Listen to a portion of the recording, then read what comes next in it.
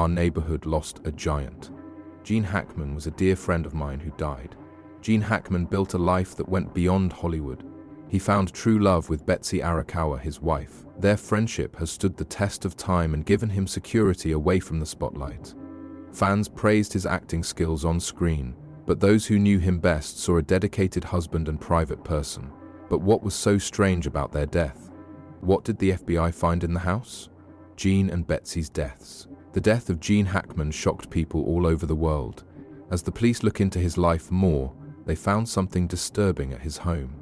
Let's go back in time a bit before we talk about what the FBI found. Gene Hackman was famous for both his amazing work and his quiet retirement.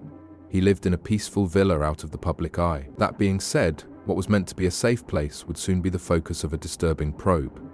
To begin, let us talk about what happened recently with Gene's death and the secret of his villa, where things took a turn we didn't expect. The world was shaken on February 26, 2025, by the sudden death of Gene Hackman, a man whose legacy had been woven into American movies for a long time. The actor died at the age of 95. He was famous for his strong roles, his ability to take over any scene, and his long and successful career. In their Santa Fe, New Mexico home, Gene Hackman's wife Betsy Arakawa and their beloved dog, an Australian Kelpie, were also found dead. It's not normal to find two dead bodies in the house. That worries me. A dog that was in a kennel was also found dead. The bodies were found during a welfare check. This was done because a maintenance worker became worried when the couple didn't answer their door after several days of trying to get in touch with them. The workers saw their bodies when they looked out of a window and right away called the police. A maintenance worker who had known Gene and Betsy for a long time had noticed that he hadn't heard from them in a while. It had become more and more clear that they weren't talking to each other in recent weeks. Friends had actually said that Gene had stopped riding his bike a year before. It was clear that his health was getting worse. He stayed at home more often and spent more time alone. And there were more and more worries that his once healthy, busy lifestyle had slowed down a lot. That being said, no one was ready for the news that came next. The Santa Fe Sheriff's Department got to the call right away. When they got there, they found Gene's body in the front hall of the house.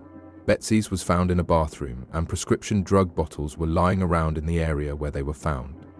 The medicines were for high blood pressure and thyroid problems, which suggests that both Gene and Betsy had been dealing with health problems in their later years. Their Australian Kelpie, the third dog in the family, was found dead in a kennel in the bathroom closet. Their other two dogs were still alive and living on the land. The scene was sad, and it was a chilling awareness that the people had died a long time ago. Both Gene and Betsy seemed to have died suddenly, and there was no clear reason for their deaths. The shock and sadness felt in the showbiz world when word got out that Gene had died spread quickly. Gene Hackman, who had stopped starring a long time ago, had left an indelible mark on movies. His parts in famous movies like The French Connection, Unforgiven, The Conversation, and Crimson Tide kept people interested for decades. He showed that he could be a tough, gritty detective, a complex, nuanced bad guy, or a wise, experienced teacher in each of these parts. It was clear that he was unmatched on screen, and the business was worse without him. People from all over the movie business paid respect to him after he died. A dear friend and co-worker, Clint Eastwood, wrote a touching homage, praised Gene for being a good friend and an expert in his field.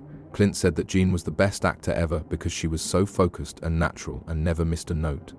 I will also miss him a lot because he was a good friend. This was repeated by Francis Ford Coppola, who worked with Gene on The Conversation and called him a great actor who was saddened by the loss of such a deep talent. Along with his co-workers in the movie business, famous people and fans also sent their respects. Prince William, who is head of the British Academy of Film and Television Arts, also said nice things about Gene's life. In spite of being on screen, Gene's impact was clear. Not only had his performances touched people's lives, but he was also real and could show a lot of different feelings. With Gene's death, the end of the American New Wave era was also reached. In an emotional tribute, Peter Bradshaw, a film critic for The Guardian, talked about Gene Hackman's impact and said that his death marked the end of one of the most important times in American film history. For many, he was one of the most important people in American film history, especially in the 1970s and 1980s, when movies were changing and testing old rules. Because Gene was so close to Morgan Freeman, who gave him an award at the Academy Awards, there was a moment of reflection on his death. Gene always said, "That's not what I think about. I just want people to remember me as someone who tried their best." He talked about how much he loved their friendship and how many memories they had together on and off set. He praised Jean's effect, not only as an actor but also as a person, saying that her work in the business would never be forgotten.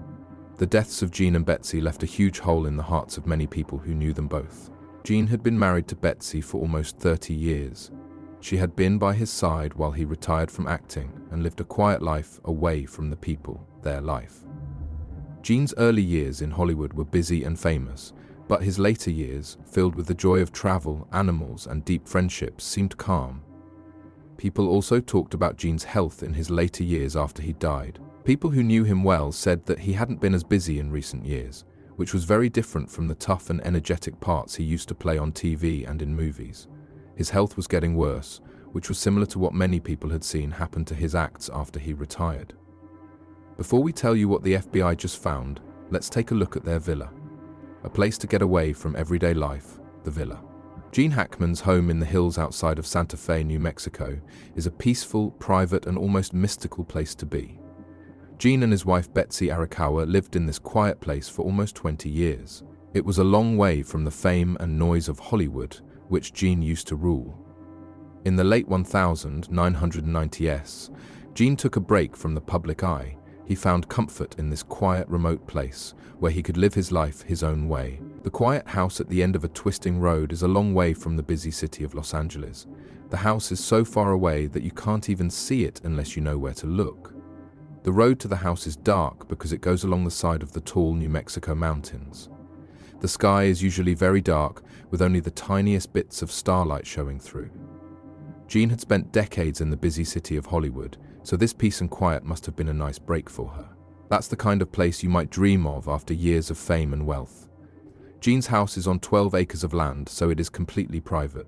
The front door of the house is quiet, and there is a security booth hidden from the main road that watches all guests.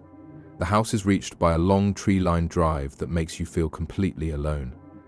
This is where Jean and Betsy lived, mostly hidden from other people. The couple stayed in and didn't go into the city very often. Over the years, they lived a quiet, modest life of luxury that was very different from the crazy, flashy world Jean used to be a part of. The house itself is a mix of different architectural types, which shows Jean's refined taste and artistic sensibilities.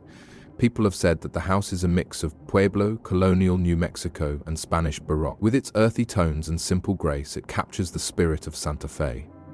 Gene helped plan the house. He worked closely with the architects and even mixed his own paint colors to make sure they were exactly what he wanted. Gene's years working in show business and his love of the arts have made the house more than just a place to live. It shows how creative he is. There is a lot of space inside the house, with a big living room that makes it feel grand and open. It felt like a great hall to Gene, a room with a sense of scale and space that linked to the rest of the house. Instead of many houses having small rooms that are hard to move around in, Gene wanted a place where all the rooms flowed into each other, making a peaceful and airy living space. The large windows let in a lot of natural light, which makes the room feel warm and welcoming. The house was not only a place for Gene to relax, but also a place where he could enjoy his art. Gene was very involved in the planning process. He had a good eye for detail and paid close attention to everything. He chose every part of the house with great care, from the colors to the textures, making sure everything was okay. Architectural Digest said that he would even mix his own paint colors to get the exact shades he wanted. This shows how meticulous and artistic he was. Santa Fe was the right place for Gene and Betsy's getaway because it has a lot of history and beautiful natural scenery. For a long time, the city has been a haven for singers, writers, and artists, and Gene fits right in with that group. An important part of his talks was when he talked about how peaceful and quiet the area was compared to Hollywood, where he lived. Because Santa Fe has a unique mix of history, culture, and natural beauty, Gene could get away from the things that used to define him. In Santa Fe, Gene and Betsy's life was simple and not public.